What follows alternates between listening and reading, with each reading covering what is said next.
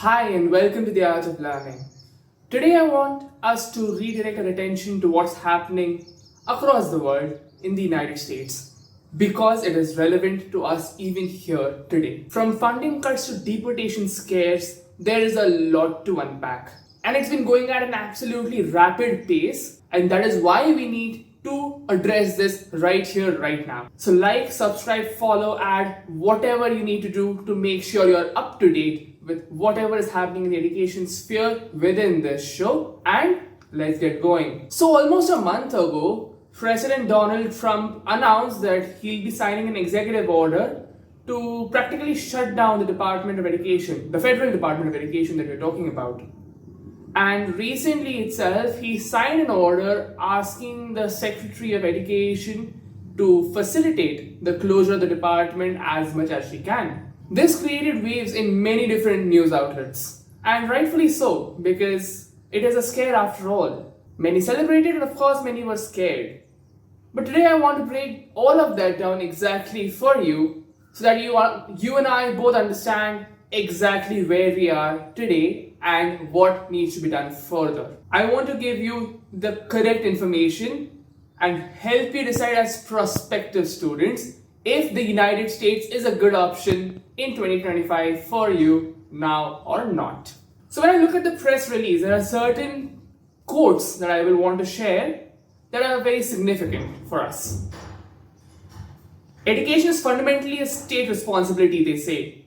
Instead of filtering resources through layers of federal red tape, we will empower states to take charge and advocate for and implement what is best for students, families, and educators in their communities. So this executive order has asked the Secretary of State to cut down on whatever they can cut down on within their jurisdiction, to potentially hand over power to the state departments of education, so that each and every state has full control over what they perceive as their needs within the education sphere. They say that they will continue to support K-12 students with special needs, college student borrowers, and others who rely on essential programs. So what has happened is that they have not cut on the aid that they provide to students directly. However, there are certain changes that have occurred. There are a lot of cases that we have heard where a lot of professors, a lot of researchers have lost a lot of their funding that comes from the federal institution, and that has significantly pushed back on a lot of the research aspects. However, this does not seem to be a permanent problem, because the entire aim that this executive order has highlighted is this transition from a federal control over education to a more statewide control. It may take time to implement. That is something that I would want to highlight upfront to you people. However, there are certain ground realities you must always consider. Since this is a federal department, which was established back in the 70s by President Jimmy Carter, this cannot be closed independently. It has to go through the approval of Congress before any implementation of its closure can occur. However, it is more likely than ever, because we have a Republican-led Congress and a Republican-led Senate, that this may occur as time passes. However, as educators and students, what we need to make sure that we look out for are state mechanisms.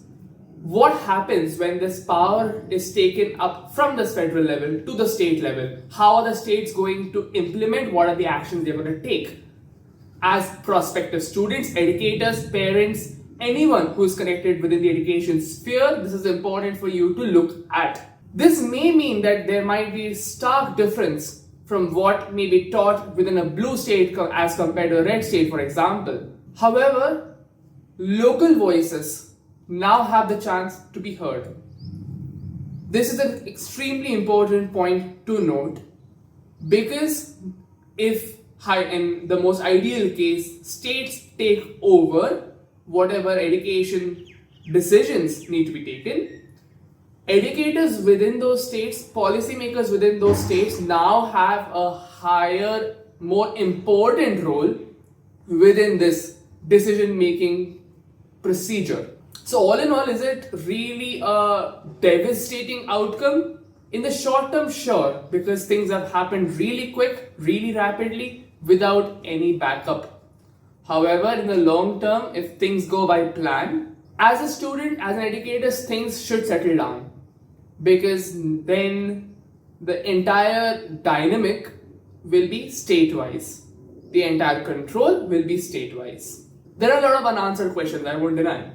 There are a lot of answers that we require, and Secretary of Education Linda McMahon has not really been providing those answers as of now, nor has the Trump admin provided any major breakthroughs towards what they will be doing further. However, we need to look at it very carefully, very diligently, and over these upcoming years as to how things will proceed. I'm expecting around in the next 2 years we should get some idea of what's going to come up for us. The other aspect that we should be addressing, and it's an extremely important aspect to address, are the deportations that have been happening. The ICE has been conducting mass deportations that have been happening randomly and way too fast. There are reports saying that there are around 100,000 people that have been deported since the Trump admin has taken control. However, many deported individuals have reported active asylum cases. They're active asylum seekers. And recently there have been reports of many student protesters facing deportation risks for protesting, particularly in context to the Israel-Palestine conflict. And such reports can cause mass hysteria amongst the general public. So the fear of being deported, particularly as an international student, is real. I won't deny that.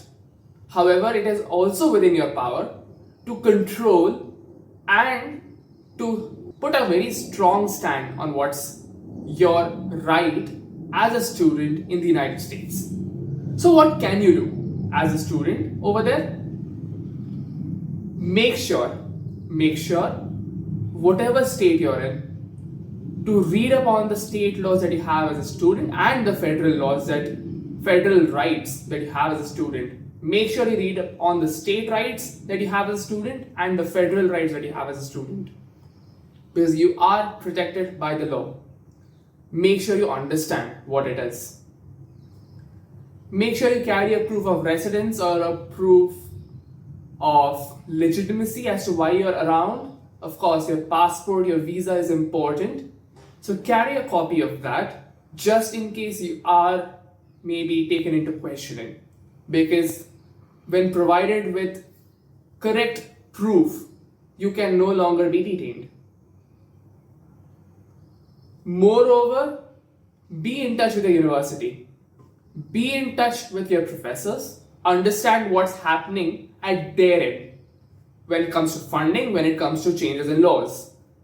Keep yourself informed because that will help you understand what decisions you need to take. And of course, keep a track of what developments have been occurring within the law, within the education sphere, of course, and basically within whatever aspects come into the picture as living life as an international student. So there we have a very interesting development after all. The Federal Department of Education does face a possibility of closure completely, maybe in the next 2-3 years, and hopefully we are seeing some mechanisms for this handover of power from the federal level to the state level, because at the end of the day we cannot afford the loss of our students. So I very well hope that the administration takes note of that, make sure that students don't face any losses, make sure that educators don't face any losses, and make sure that students and educators are heard. Because as of now, that is what we need in the world, be it the United States, be it India, be it wherever. That is what we need, clear-cut dialogue between students and educators. And this can provide the right opportunity for that. It is all but a matter of students and educators taking a stand up ahead. With this very short report, I'll conclude today's episode. I'll see you all next time. Thank you and Happy learning.